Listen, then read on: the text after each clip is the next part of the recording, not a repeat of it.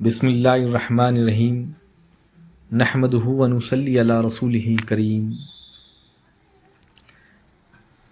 آج سفر لامکاں کی حقیقت پر غور کریں، جو کہ آج شب بارات بھی موجود ہے۔ آج کی رات وہ رات ہے، اس رات کی حقیقت کو صرف اور صرف کاملین سے سنیں، کیونکہ اس رات کی حقیقت صرف وہی بیان کر سکتے ہیں جو کامل مرشد سے بیعت ہیں۔ اب ویسے تو ہزاروں علماء ہیں، مگر وہ جو دکھ رہا ہے اس پہ غور و فکر کرتے ہیں، مگر جو گہری جو چھپی ہوئی چیز ہے وہ بتاتے نہیں ہیں، اور وہ اسی لیے نہیں بتاتے ہیں کیونکہ وہ اس سے لا علم ہوتے ہیں۔ اور کچھ لوگ علم دار ہوتے ہیں پھر بھی چھپایا جاتا ہے، کیونکہ وہ ظاہری علم پہ توجہ زیادہ دیتے ہیں۔ دیکھیے، شریعت کی روشنی میں آج کی رات نجات کی رات ہے، تو یہاں پہ گلیاں روشن کی جاتی ہے، مسجدوں میں چراغیں لگائے جاتے ہیں اور ہاتھوں میں دعاؤں کی لیسٹ موجود ہوتی ہے، مگر کیا ہم نے کبھی سوچا ہے کہ جس نجات کا ہم انتظار کر رہے ہیں وہ ہمارے وجود کے کس کونے میں چھپی ہوئی ہے؟ تو اکثر صوفیہ اکرام فرماتے ہیں کہ جب تک تم باہر کی روشنیوں میں گم ہو، تمہارے اندر اندھیرا موجود ہے۔ دیکھیے، شریعت ہمیں بتاتی ہے کہ آج رزق تقسیم ہوگا، اور حقیقت کی نظر سے دیکھیں تو انسان کا اصلی رزق خدا کی پہچان ہے۔ بہت صاف الفاظ ہے کہ جو رزق ہے اصل میں وہ خدا کی پہچان ہے۔ جسم کو روٹی ملتی ہے پر روح کو کیا مل رہا ہے؟ کبھی غور کیا آپ نے؟ آج کی رات موت اور زندگی کے فیصلے ہوتے ہیں، پر صوفی اکثر کہتے ہیں کہ موت وہ نہیں جو خبر میں آئے، موت وہ ہے جو تجھے تیرے رب سے غافل کر دے۔ اگر کوئی اپنے رب کو نہیں پہچانتا وہی مردہ ہے۔ اگر آج تمہاری غفلت ٹوٹ گئی تو تم زندہ ہو گئے۔ اگر آج تم نے میں کو مٹا کر اسے پا لیا تو تمہارا نصیب لکھا گیا۔ تقدیر کا قلم خدا کے ہاتھ میں موجود ہے، مگر اس قلم کی جو انک ہے وہ تمہاری توبہ کے آنسو ہے۔ شریعت نے راستہ دکھایا ہے، اب اس راستے پر چلنا طریقت ہے۔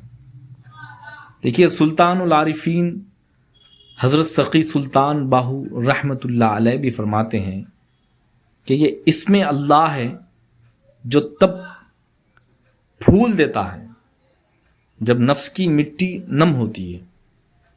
شب بارات میں لوگ اپنے اعمال لے کر کھڑے ہیں، پر حقیقت محمدی صلی اللہ علیہ وسلم کے مطابق سب سے بڑا گناہ تیرا وجود ہے۔ جب تک تم کہتے ہو کہ میں نے عبادت کی، تب تک تم نے شرک کیا۔ یہاں پہ غور کریں، اور ابن عربی کے نزدیک آج کی رات وحدت الوجود کا مشاہدہ ہے۔ وہ جو واحد ہے وہ ہر جگہ ہے، تو پھر تم کہاں ڈھونڈتے ہو اس کو؟ تم صرف ایک پردہ ہو، آج اس پردے کو اٹھانا ہے۔ یہ حقیقت کی رات ہے، اور آج کی رات قبرستان میں دیے جلانے سے بہتر ہے کہ اپنے سینے عارف میں عشق کی آگ جلاؤ۔ صوفیہ کی تعلیم یہ ہے کہ جب بندہ فنا ہوتا ہے تبھی بقا شروع ہوتی ہے۔ منصور نے کہا تھا کہ انا الحق، یعنی میں حق ہوں۔ لوگ سمجھے وہ تکبر کر رہا ہے، مگر حقیقت یہ تھی کہ منصور مٹ چکا تھا۔ منصور کی جگہ صرف حق بول رہا تھا۔ منصور حلاج کا واقعہ بھی آپ نے کافی دفعہ پڑھا ہوگا، نہیں پڑھا ہے تو ان کی کتابیں دیکھ لیں، پتہ چل جائے گا منصور حلاج کا واقعہ اصل میں موجود کیا ہے۔ لیکن جو کتابوں میں موجود ہے وہ دراصل حقیقت نہیں ہے، جو دکھایا جاتا ہے وہ حقیقت نہیں ہے۔ انہوں نے جو ان الحق کا نعرہ جو لگایا تھا، اس ان الحق کی بہت گہرائی میں جا کر دیکھیں تو کچھ راز نکلتے ہیں۔ انا کس کا نام تھا اور حق کون تھا، یہ تبھی پتہ چل جائے گا۔ اور یاد رکھیے، شب بارات کا اصل راز یہ ہے کہ تم اپنے ارادے کو اللہ کے ارادے میں گم کر دو۔ جب تک تمہاری مرضی اللہ کی مرضی بن جائے تو سمجھ لو تم بارات یعنی بارات میں آ گئے اور بارات پا گئے۔ پھر نہ نصیب کا ڈر رہے گا نہ موت کا خوف، کیونکہ موت تو اس کی ہوتی ہے جو پیدا ہوا ہے اور پیدا ہوا ہو۔ روح تو ہمیشہ سے تھی اور ہمیشہ رہے گی۔ تو آج رات کیا کرنا ہے؟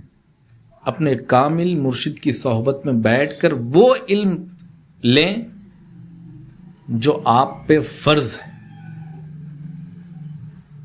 تو آج جب تم سجدے میں جاؤ تو یہ مت مانگنا کہ مولا مجھے یہ دے دے، مجھے وہ دے دے، بلکہ یہ مانگنا کہ مولا مجھ سے لے لے۔ جب تمہارا تم مٹ جائے گا تو جو بچے گا وہ نور حق ہوگا، وہی حق ہے۔ آج کی رات لوح محفوظ پر تمہارا نام لکھا جائے گا، یا لکھا جائے یا نہ جائے، اگر تمہارے دل پر اللہ کا نام نقش ہو جائے یا نقش ہو گیا تو تم دونوں جہاں میں کامیاب ہو۔ حق لا الہ الا اللہ محمد الرسول اللہ صلی اللہ علیہ وسلم۔